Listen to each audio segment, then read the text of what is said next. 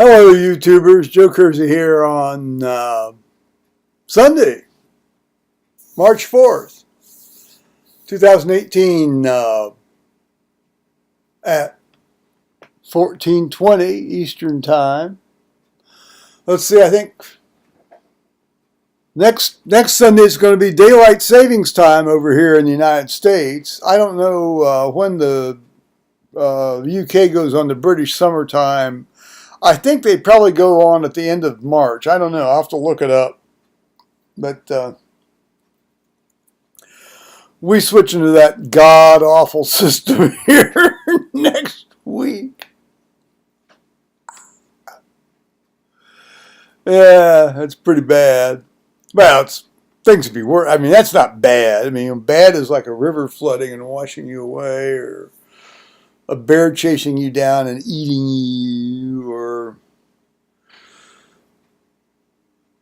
being beheaded by some bullshit asshole in the Middle East for having a thought that's contrary to what they want to think.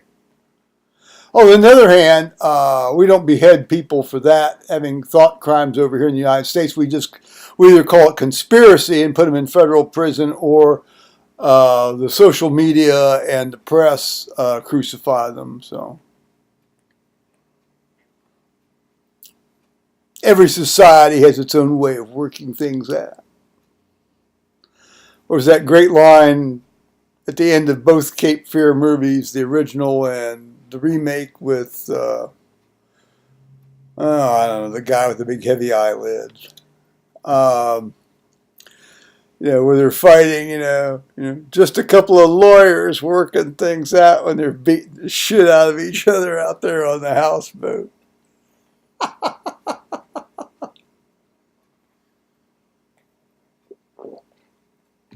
How did we get here? I read in church this morning at 8 o'clock, at the 8 o'clock service. I went up early enough to get some gasoline for the truck, and it was only 19 gallons this time. I decided to sort of top it up. I still had about 10 gallons left in the tank. Okay. I don't know, it was like, what was it, $2.36 a gallon, $2.36 a gallon. Yeah, I mean, I still have a hard time looking at that on the pump when of course I grew up in, when it's like 25 cents a gallon, 30 cents a gallon.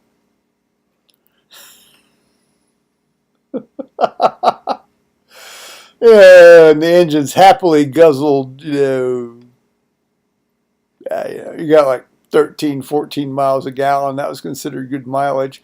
Actually, my truck, in the winter with the winter gas blend, gets shitty mileage. It's like 13 miles a gallon in the winter. Now, in the summer, if you're going on a true long distance drive, I mean, you can get upwards of sometimes almost 20, 21 miles a gallon.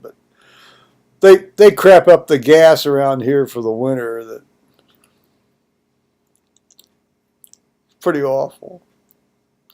Well, the good news for today, I read, which is okay. I always like to read in church. I really do. We actually ended up having about 15 people at the 8 o'clock service.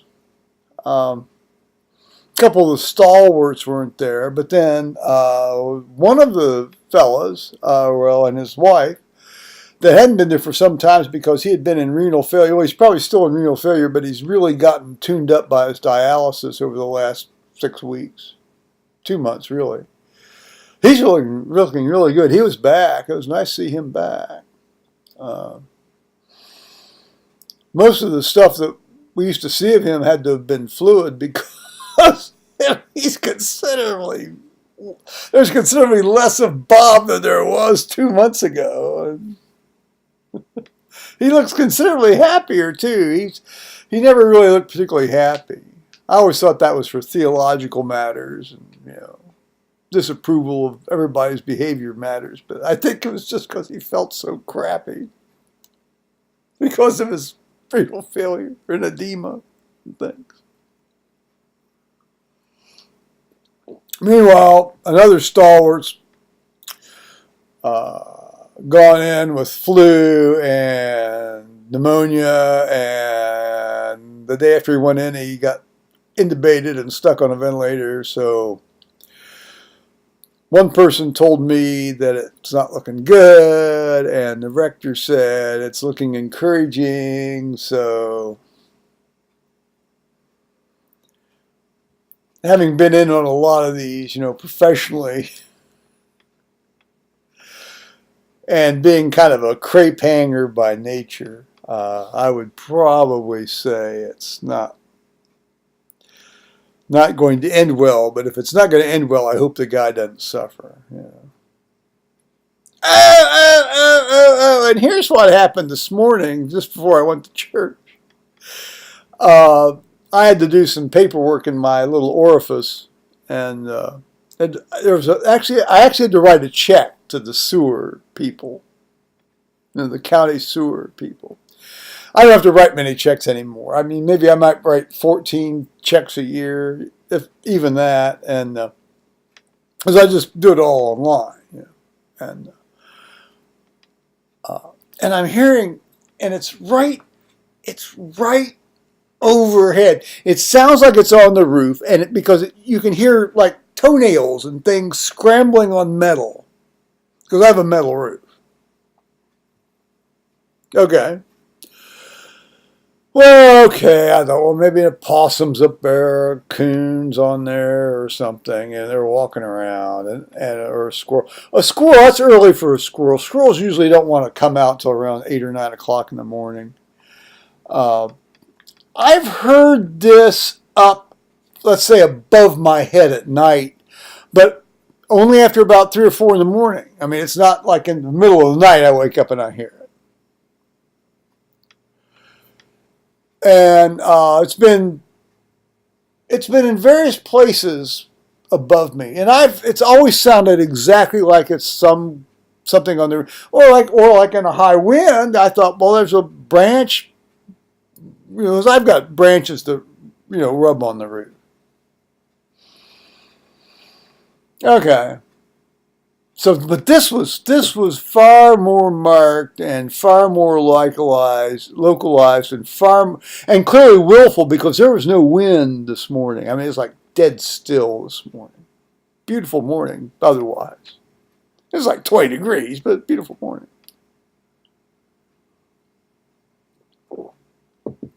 So I put a t-shirt on and go out on the deck and take my flashlight. And I'm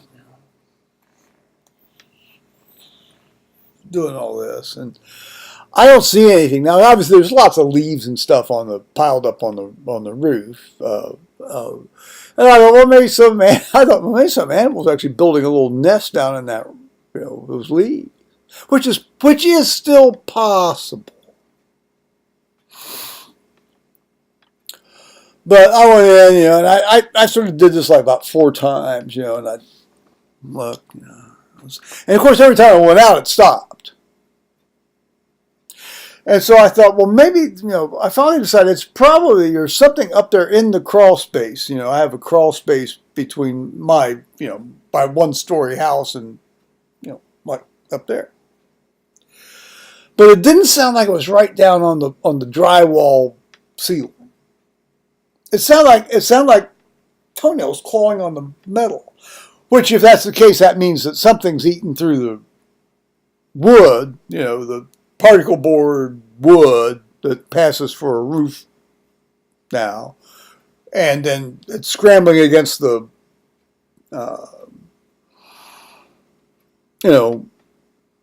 turned metal, standing seam metal roof. Okay, well, so I've got, I have one of these ceiling fans. So it doesn't work anymore because it just doesn't work anymore. The motor burned out. I've not bothered to replace it, and so I took a broom handle and I stuck that thing up to the louvers, to hold it open, and shined my flashlight around in there. Of course, I didn't see anything, but I mean, after that, it's like it all stopped. I mean, everything stopped. So I don't know what to make of it. This is not a mouse. It might be about a size of a rat. I I can't see how a possum, maybe a small possum, might be doing this. A raccoon would be too big. Plus, there's no way to get in directly to the crawl space except through climbing up the wall in the basement because of my, defective basement ceiling situation, garage door situation. I just pray to God they're not going to eat through the wiring and set my house on fire. I'm going to have to leave that one in God's hands because there's not too much I can do about that at this stage of the game.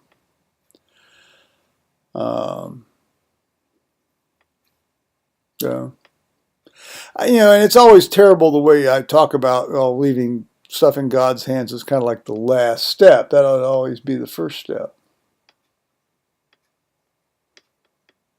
It always ought to be the first step. But, human beings being fallen creatures that we are, wanting to exercise our free will and presumptuousness, we think we can do it better.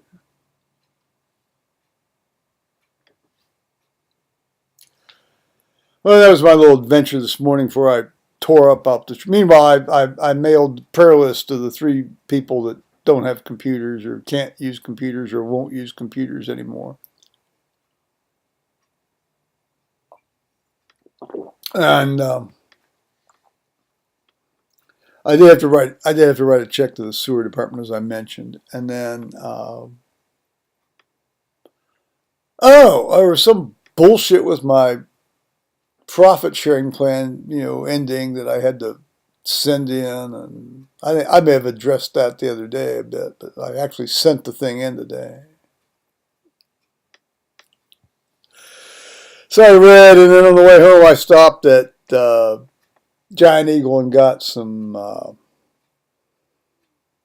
Heineken, and I also got some Guinness. It's getting near St. Patrick's Day, so that's when they start putting the Guinness on sale. And of course, if you really want to get real Guinness, you've got to fly you got to fly over to the UK.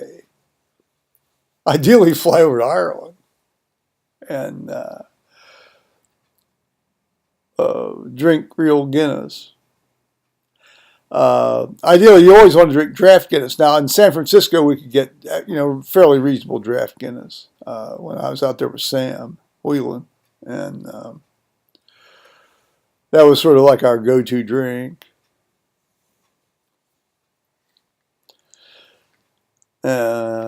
It's great. It's a great weed. And the other thing I want to remark on today before I totter along or move along is the return of Tony Pincham to YouTube. He got a new computer and he's now putting up his video material from the trip that we took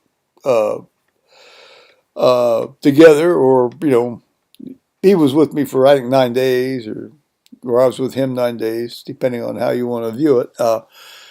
Last year when I was over, and he put the first one up today after his unboxing and setting up his computer video of us in Durham, and that was a lot of fun to see. And